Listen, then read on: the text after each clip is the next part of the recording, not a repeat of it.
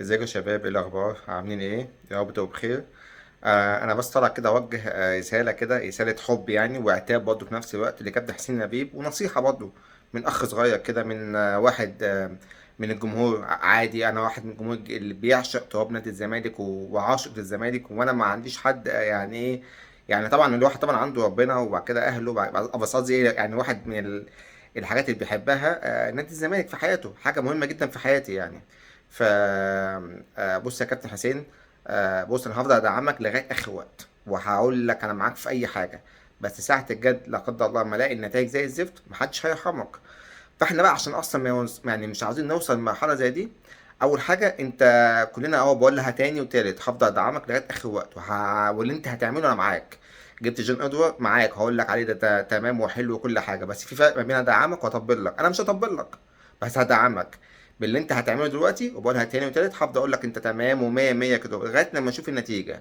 يعني مش ولا هاجمك، ولا هقول انت ايه اللي انت بتعمله ده يا حسين يا بيبو، وبتجيب مين ومش عارف ايه. بس في نفس الوقت برضه هقول لك نصيحه كده.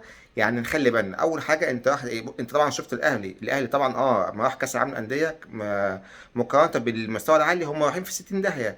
لكن الاهلي جاب لعيبه مقارنه بالافريقيا وبالدوري المصري الكتيان التعبان عندنا، لا ده وحوش. الاهلي مش عنده فرقه ولا اتنين، الاهلي عنده ثلاث فرق او فرقتين ونص. الاهلي عنده في كل مركز بدل اللاعب بديله اتنين. لا احنا مش هننزل نهزر.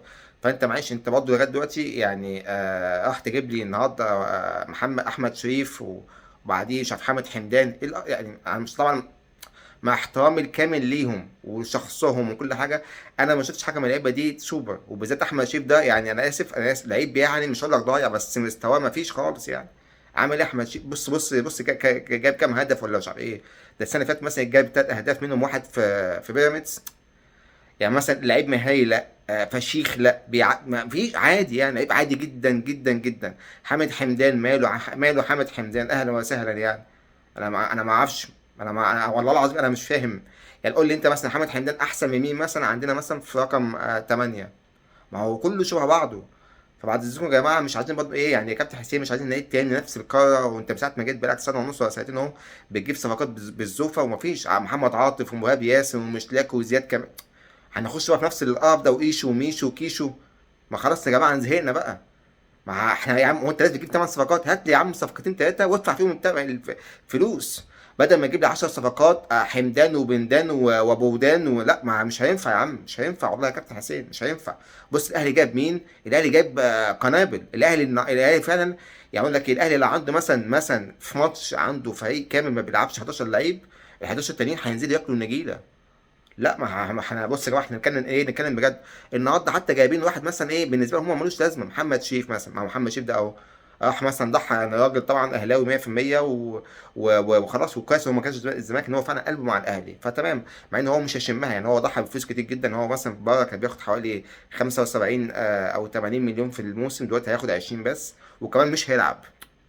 فايا كان برضه، ايا كان هو يعني هو.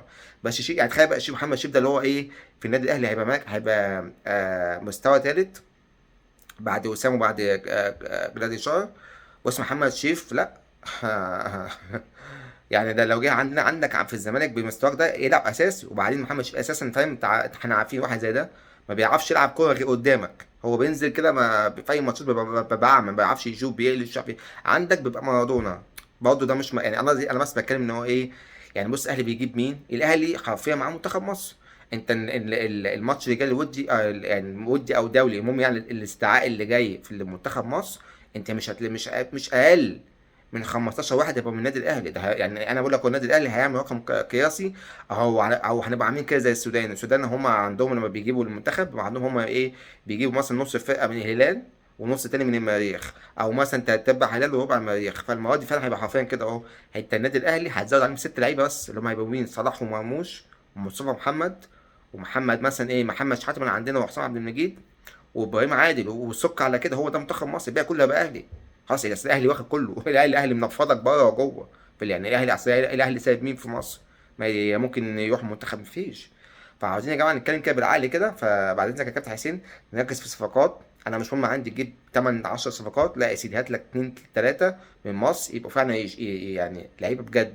شوف المراكز، مثلا احنا عايزين حد في الهجوم مثلا في الدوري المصري، هتجيب اجنبي وتجيب لعيب مصري واحد بس. برضه في الجناح، يعني قصدي ايه، مش بالظروف ومش بالعدد، باللي هو ايه بالفعلا يعني ايه اقول لك ايه، بالحاجه تيجي يعني يبقى ليها تاثير، بالتاثير هو فاهم. مش عارف انا مش عايز اقول حاجه عشان بس ما تتاخدش حاجه ايه عليا، مش عايز اقول لك بقى بالطول ولا لا بالمفعول. عاوزين يا جماعه نجيب حاجات معقوله. بقالنا سنتين بنجيب صفقات واي كلام، واديك شفته في الاخر هو مفيش. فيا جماعه بعد اذنك يا كابتن حسين لبيب، عشان انا واحد هو دلوقتي بقول لك انا معاك وكل حاجه، وبس بعد كده مش هرحم. ومعاك برضه بقول لك اهو، انت فعلا مش فكك من ولاد النادي اللي طالعين عاملين يهاجموك دول، فكك منهم خالص. ما هو دول حتى كده مش ولاد نادي، ايه ولاد نادي، دول ولاد 60 في 70. اي حد بعيدا مثلا عن اللي دلوقتي طالعين ينتقدوا. كنت فين يا حبيبي قبل كده لما كان مرتضى منصور ولا بيجيبوا حاجات ناس غريبه من بره، وانت مش بتتكلم انت وهو دلوقتي طالعين تتكلموا؟ لا. وحتى يعني انا معاكم اطلعوا اتكلموا، بس ايه ندعم بقى، هنقعد بقى نهاجم ونقعد نقول يعني هو لازم اللي يشتغل في نادي الزمالك لازم يبقى من ابن نادي الزمالك؟ لا مش لازم. يعني مثلا اللي بيشتغل في تشيلسي ولا في ريال مدريد ولا بيبقى تشيلساوي ولا من ريال مدريد ولا من برشلونة؟ لا. كل واحد بيجيب الصح، بيشوف ايه الشخص اللي هيجي فعلا هيدي للمكان اللي هو فيه ده وبنجيبه. اهم حاجه فعلا اللي يجي يشتغل يبقى بقلب ويبقى فاهم في اللي هو بيشتغل فيه. مش مجرد اجيب واحد عشان بالحب ولا ده ابن النادي عشان اجيبه، لا ما ده بقى خزينه منه. اهم حاجه عندنا فعلا مصلحه النادي. وبرضه رساله برضه لولاد النادي، هو اللي عاملين او اللي يعني اللي عاملين فيهم ولاد النادي. لو انت فعلا قلبك على النادي، ما تقعدش تقول لازم اللي يشتغل في الزمالك يبقى ابن النادي. لا مش لازم يا حبيبي، مش لازم يا بابا. اهم حاجه اللي يشتغل في الزمالك يبقى فعلا هيحب المكان اللي هو فيه ده. انا مكان في شغلي، هروح اشتغل في شغلي، اقبض كويس، ابقى مرتاح نفسيا، بادي الواجب اللي عليا بقى، خلاص ما باديش بمشي. مفيش حاجه اسمها بقى أصل انا ابن النادي فاقعد، فانا ابن النادي اشتغل، فانا ابن النادي. لا مفيش حاجه الكلام ده، مفيش الكلام ده. وبعدين انتوا اكتر ناس مضيعه على النادي هم ولاد النادي، بسبب الخناقات والقرف اللي احنا شفناه. فبرضه مش عايز اطول اكتر من كده اهو. بس يا كابتن حسين لبيب، انت دلوقتي حتى مدير فني، يعني برضه المفروض ان ده اهم حاجه في المنظومه كلها، مدير فني. ده برضه برضه واخد ريسك جامد جدا وجايب مدير فني حتى سجله تدريبي مفيش خط ابيض. رغم كده برضه انا معاك وهستنى وهشوف ايه نظامه. راجل يعني حتى هو بلجيكي، حتى ده منتخب بلجيكا نفسه جايب جايبين ما فيهوش حتى مثلا مدير فني بلجيكي معروف. بس ماشي، الكوره هناك تطورت، بس كلعيبه كمديرين فنيين ما شفناش حد مثلا جامد من بلجيكا. بس ماشي معاك برضه، الراجل بيلعب واضح ان هو بيلعب كوره هجوميه ودي حاجه حلوه.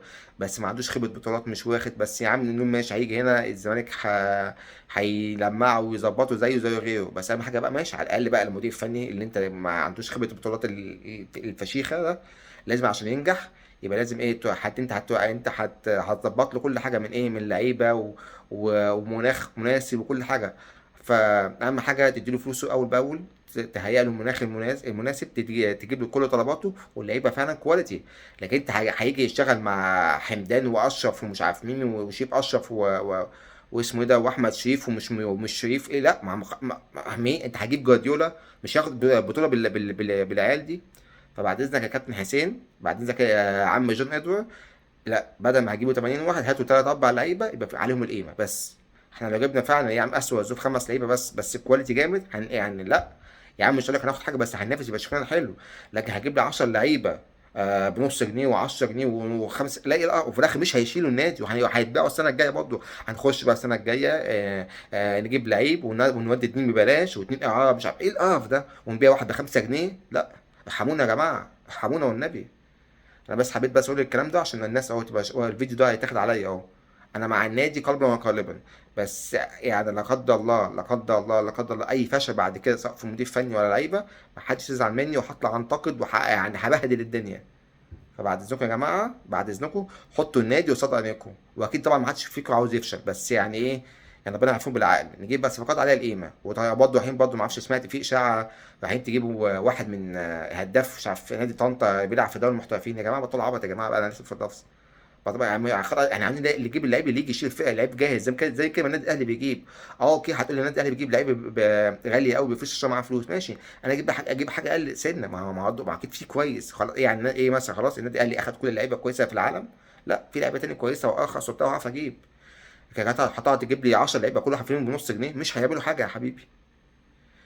اتمنى تبقى رسالتي وصلت، وان شاء الله ان شاء الله انا معاكم لغايه اخر وقت، لغايه لما نشوف في نتيجه في الملعب. لكن بعد كده لا قدر الله مفيش نتيجه، محدش يزعل مني يا جماعه من اللي هعمله ومن اللي هقوله.